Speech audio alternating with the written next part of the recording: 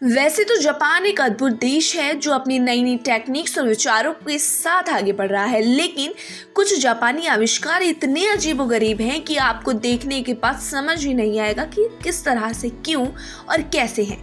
लगभग हर चीज़ के लिए एक वेंडिंग मशीन, और तो और ऑक्टोपस फ्लेवर आइसक्रीम, कैफे और न जाने किन किन चीज़ों से जापान ने दुनिया को आश्चर्य में डाला हुआ है।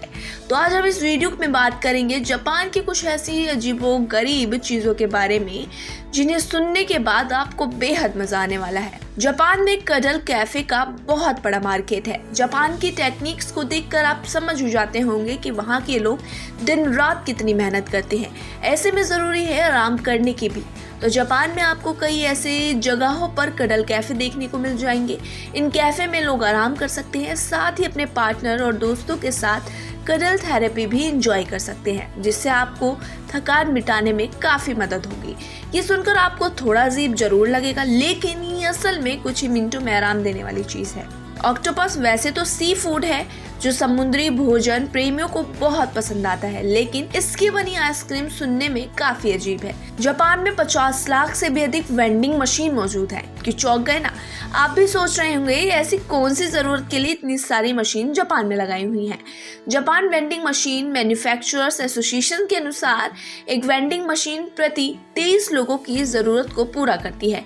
जापान की आबादी और यहाँ की संपत्ति की कीमतों की वजह से जापानी लोगों के पास उपभोक्ता वस्तुओं के स्टोर करने के लिए ज्यादा जगह तो है नहीं, जिसकी वजह से जापानी कंपनियों ने रिटेल स्टोर खोलने की बजाय वेंडिंग मशीन लगाई हुई है। देश में लगभग हर चीज के लिए एक वेंडिंग मशीन है, चाहे वह स्नैक के लिए हो या फिर अंडरगारमेंट्स। अजीब है ना? अधिकांश देशों में काम के दौरान सोना मतलब या तो आपको बॉस से डांट पड़ने वाली है या फिर कोई स्ट्रिक्ट एक्शन लिया जाने वाला है। जापान में हालांकि काम के दौरान सोना पूरी तरह से स्वीकार्य है, क्योंकि यहाँ ऐसा माना जाता है कि काम के दौरान सोना आलस का नहीं, कड़ी मेहनत का संकेत है।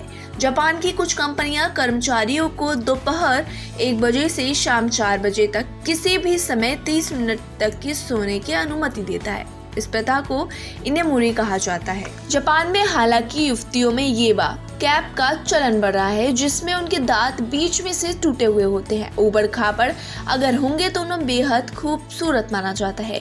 ऐसी अजीबोगरीब स्टाइल स्टेटमेंट लोगों के बीच बेहद लोकप्रिय बनती जा रही है और ये बेहद कॉस्टली भी है। कर्मचारियों को तो भूल जाइए, जापान में अपनी कक्षा और स्कूल की सफाई करना उनकी स्कूली शिक्षा का एक हिस्सा है। ओसोजी नामक परंपरा के हिस्से के रूप में पहली कक्षा के छात्र हर दिन अपनी कक्षाओं को साफ करने के लिए अपने क्लासमेट को दोपहर का भोजन सर्व करने और यहाँ तक कि वॉशरूम साफ करने के लिए समय निकालते हैं। साल में कुछ बार वे स्कूल के आस पड़ोस में भी सफाई करते हैं और कहा जाता है कि ये अभ्यास छात्रों को दूसरों की मदद करना और अपने परिवेश का सम्मान करना सिखाता है। तो ये थे कुछ जापान के बारे में अजीबोगरीब फैक्ट्स, 6 अजीब चीजें जो सिर्फ जापान में देखी जा सकती है। कौन सा पॉइंट आपको सबसे ज्यादा इंटरेस्टिंग लगा, और अगर आपको इनमें से कोई भी ऐसा पॉइंट था जो पहले से पता था तो हमें कमेंट सेक्शन में जरूर बताएं। अगर आपको ये वीडियो पसंद आया हो तो लाइक और शेयर सब्सक्राइब करना बिल्कुल मत भूलिएगा, ताकि हमारी ऐसी और वीडियोस आप तक मिस ना हो पाए।